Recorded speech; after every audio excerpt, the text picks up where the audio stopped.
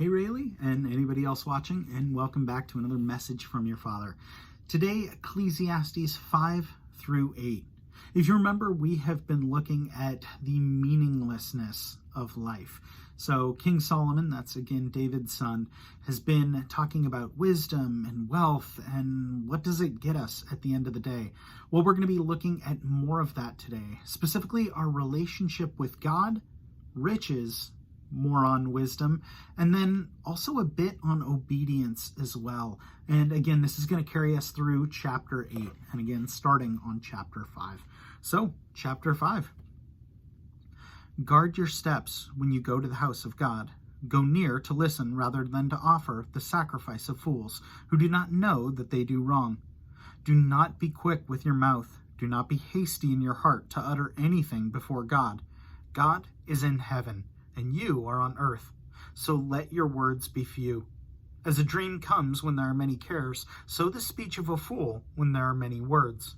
When you make a vow to God, do not delay in fulfilling it. He has no pleasure in fools. Fulfill your vow. It is better to not vow than to make a vow and not fulfill it. Do not let your mouth lead you into sin. And do not protest to the temple messenger. My vow was a mistake. Why should God be angry at you? Why should God be angry at what you say and destroy the work of your hands? Much dreaming and many words are meaningless. Therefore, stand in awe of God. If you see the poor oppressed in a district and justice and rights are denied, do not be surprised at such things. For one official is eyed by a higher one, and over them both are others higher still. The increase from the land is taken by all. The king himself profits from the fields. Whoever loves money never has money enough. Whoever loves wealth is never satisfied with his income. This too is meaningless. As goods increase, so do those who consume them. And what benefit are they to the owner except to feast his eyes on them? The sleep of the laborer is sweet, whether he eats little or much, but the abundance of a rich man permits him no sleep. I have seen a grievous evil under the sun. Wealth hoarded to the harm of its owner, or wealth lost through some misfortune, so that when he has a son, there is nothing left for him. Naked a man comes from his mother's womb, and when he comes, so he departs. He takes nothing from his labor that he can carry in his hand. This too is a grievous evil. As a man comes, so he departs, and what does he gain since he toils for the wind? All his days he eats in darkness, with great frustration, affliction, and anger. Then I realized that it is good and proper for a man to eat and drink, and to find satisfaction in his toilsome labor under the sun, during the few days of life that God has given him. For this is his lot. Moreover, when God gives any man wealth and possessions and enables him to enjoy them, to accept his lot and be happy in his work, this is a gift from God. He seldom reflects on the days of his life because God keeps him occupied with gladness of heart. Chapter 6. I've seen another evil under the sun, and it weighs heavily on men. God gives a man wealth, possessions, and honor, so that he lacks nothing his heart desires, but God does not enable him to enjoy them, and a stranger enjoys them instead. This is meaningless, a grievous evil. A man may have 100 children and live many years, yet no matter how long he lives, if he cannot enjoy his prosperity and does not receive proper burial, I say that a stillborn child is better off than he. It comes without meaning, it departs in darkness, and in darkness its name is shrouded. Though it never saw the sun or knew anything, it has more rest than does that man, even if he lives 1,000 years twice over, but fails to enjoy his prosperity. Do not all go to the same place. All man's efforts are for his mouth, yet his appetite is never satisfied. What advantage has a wise man over a fool? What does a poor man gain by knowing how to conduct himself before others? Better what the eye sees than the roving of its appetite. This too is meaningless, a chasing after the wind. Whatever exists has already been named, and what man is has been known. No man can contend with one who is stronger than he. The more the words, the less the meaning. And how does that profit anyone? For who knows what is good for a man in life, despite the few and meaningless days he passes through like a shadow? Who can tell him what will happen under the sun after he is gone? Chapter 7. A good name is better than fine perfume, and the day of death better than the day of birth. It is better to go to a house mourning than to go to a house of feasting, for death is the destiny of every man. The living should take this to heart. Sorrow is better than laughter, because a sad face is good for the heart. The heart of the wise is in the house of mourning, but the heart of fools is in the house of pleasure. It is better to heed a wise man's rebuke than to listen to the song of fools. Like the crackling of thorns under the pot, so is the laughter of fools. This too is meaningless. Extortion turns a wise man into a fool, and a bribe corrupts the heart. The end of a matter is better than the beginning, and patience is better than pride. Do not be quickly provoked in your spirit, for anger resides in the lap of fools. Do not say, "Why were the old days so much better than these?" For it is not wise to ask such questions. Wisdom, like an inheritance, is a good thing, and benefits those who see the sun. Wisdom is a shelter, as money is a shelter, but the advantage of knowledge is this, that wisdom preserves the life of its possessor. Consider what God has done. Who can straighten what he has made crooked? When times are good, be happy, but when times are bad, consider, God has made the one as well as the other. Therefore a man cannot discover anything about his future. In this meaningless life of mine, I have seen both of these, a righteous man perishing in his righteousness, and a wicked man living long in his wickedness.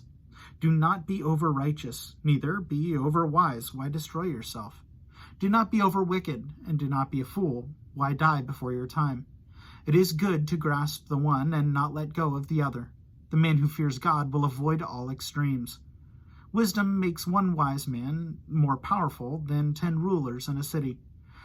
There is not a righteous man on earth who does what is right and never sins.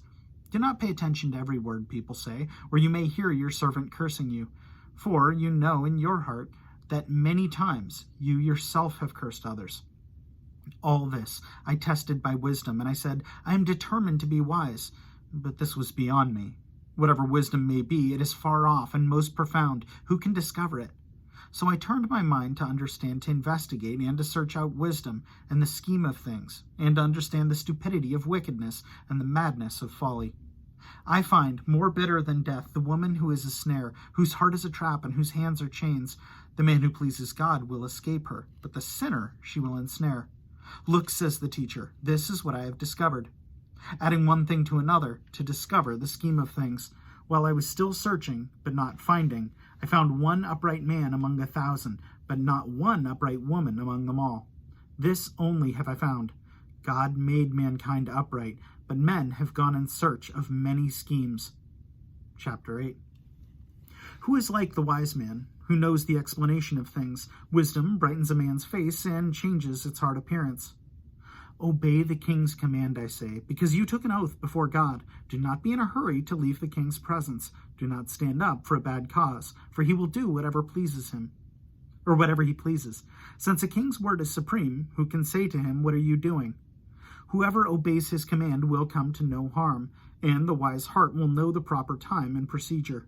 For there is a proper time and procedure for every matter, though a man's misery weighs heavily upon him.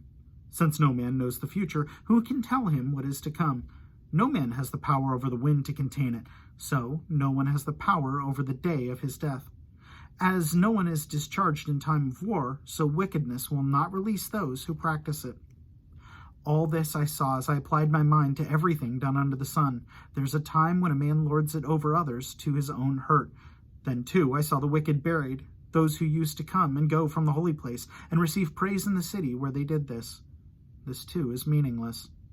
When the sentence for a crime is not quickly carried out, the hearts of the people are filled with schemes to do wrong.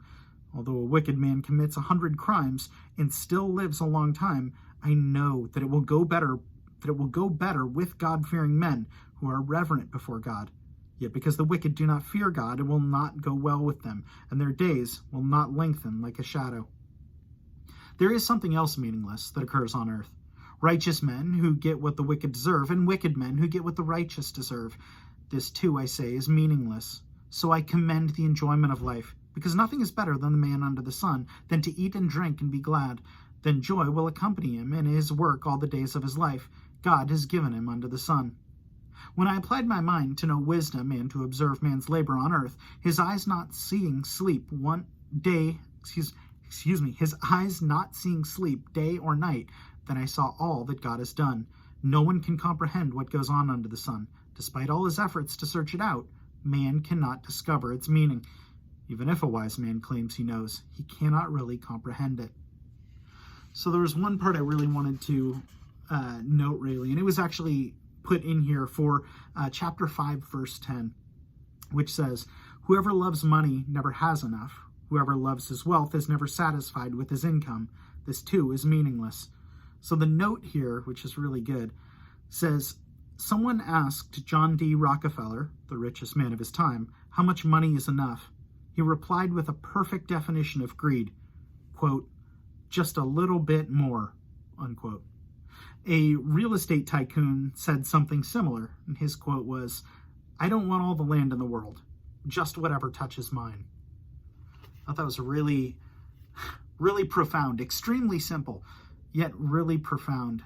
My prayer for you really is, again, that you recognize what you need and what you want. I think it's important to recognize what you want, because I think it's good to have goals, absolutely.